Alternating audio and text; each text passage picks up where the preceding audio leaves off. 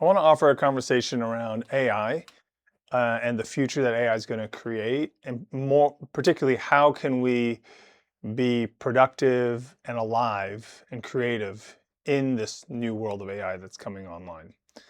Um, I think the transformative effects of AI is as the most important technology of the human species uh, is going to come on fast. And I think the grounds at which it's going to change how we operate is I think that in our current world, a lot of people's focus is on money. We work for money. We think money is going to provide some sense of happiness. We think money is going to provide some sense of freedom. We, most people, filter their desires through this gate of money. If they have more of it, the better off they are.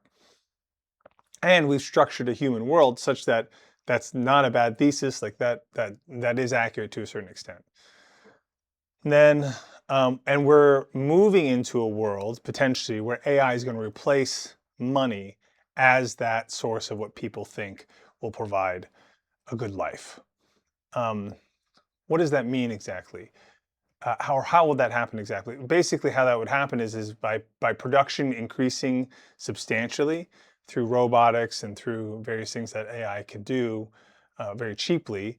Um, what an economy explodes, and then we have hyperabundance, and inside of that hyperabundance, we have an extraordinary, a much more comfortable life, and AI is the sort of central figure inside of that possibility being realized for everybody. Just like how money is a central figure for everybody in realizing that possibility now.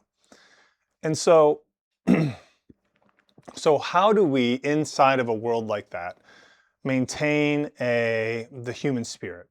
Because the comfort of that hyperabundant world is itself the trap. And um, And so how do we maintain that? Is well, we want to step a little bit back from what AI is or step a little bit outside of this sort of world, this possible world that AI could create, and into a world or into like, well, what is AI doing? What makes it, we don't have to get into so much about what makes it so powerful. You can explore what that is in other videos. Other people are talking about it in a much more brilliant way than I could. But where is our levers and dials on maintaining it as a tool rather than a master? And that is that what AI is making available to everybody is intelligence. Um, Artificial intelligence, just like the previous era was the information era where the internet came online. What was the new thing that everybody had in the information era that they didn't have previously? Well, it was information. Information was now free. And you can get it, and so thus created the internet. That informational base became the basis for AI.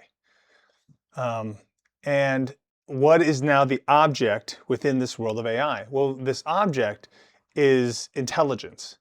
And intelligence is this means by which we can recontextualize information.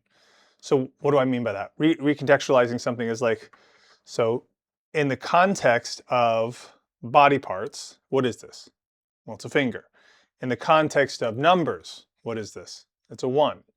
In the context of letters, what is this? It's an I. All of those different contexts shape how this occurs to people. It can be a 1, it could be an I, it could be a body part, it could be a finger. And so the intelligence is this way of contextualizing experience.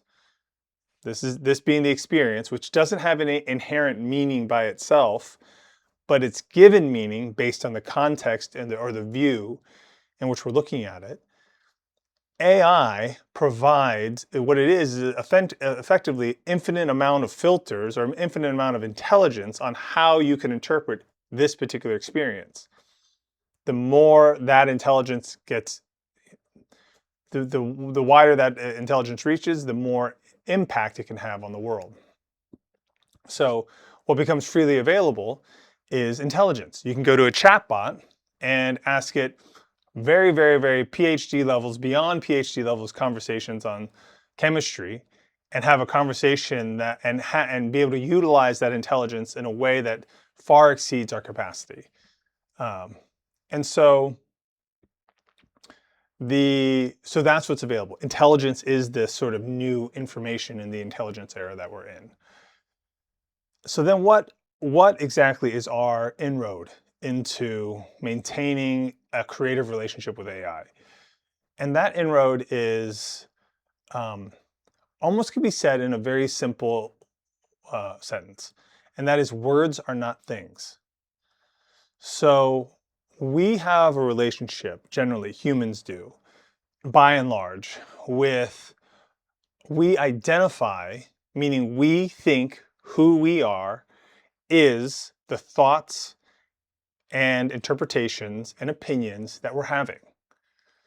So we have thoughts, we have interpretations, we have meanings that we create in our mind, and we think we are those things. We think we create an object in our mind, we identify something, we create some context, we see the world in a particular way, and we think we're that thing. And that is so that is what that statement, words are not things, is pointing to. And if we just get this one idea down, then we can maintain a creative relationship with what AI, because AI is going to be a master of the domain of words. It's going to have, you can look at, it's already happening. You could, if you want, is something true? Well, look it up in AI. And because so it will be this sort of the gateway into that domain and our capacity to recognize that the meanings that are getting created within AI are happening in a domain of possibility, a domain of infinite meanings. And AI is a single expression of that. And we can use this intelligence and point it in this different ways to get different interpretations out. And we can process those interpretations however we want. That those interpretations that it's creating aren't inherently the truth by itself. They're just an interpretation that are coming from that AI that if we can maintain our relationship to words as are not things, then we disidentify with the mind. We open up into a space and drop down into a biological reality of the heart. And the heart is inherently, its nature is inclusive. It wants to include life, include various things. And it's a very much more difficult task than it might seem to be. But how do you include all the terrors? How do you include all of life? Is sort of the question of the heart. And we can engage in that question honestly if we're not dominated by the identifications with the mind. And because AI is going to have a dominion over that space, and by the way, because a lot of people have identified with their mind and their intelligence, they feel like they're going to get replaced by AI. And that part of you that is intelligent in that way is going to get replaced by AI. And so the opportunity then is the discovery of ourselves that transcends that which AI has access to. A biological reality, emotional reality, a felt sense of reality. Like there is a domain of human being that is based in presence, that is based in a visceral, alive being. And that way of being now becomes a possibility that we can engage in inside of this world of AI, because it's going to handle a lot of the mental activity that was based in survival that we've been participating in as a species up to this point.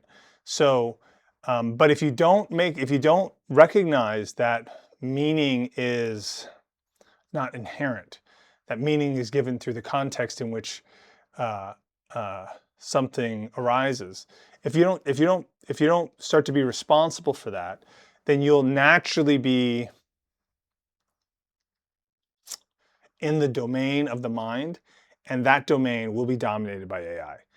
So that's what I wanted to share. That's what I wanted to share as the opportunity, the access, and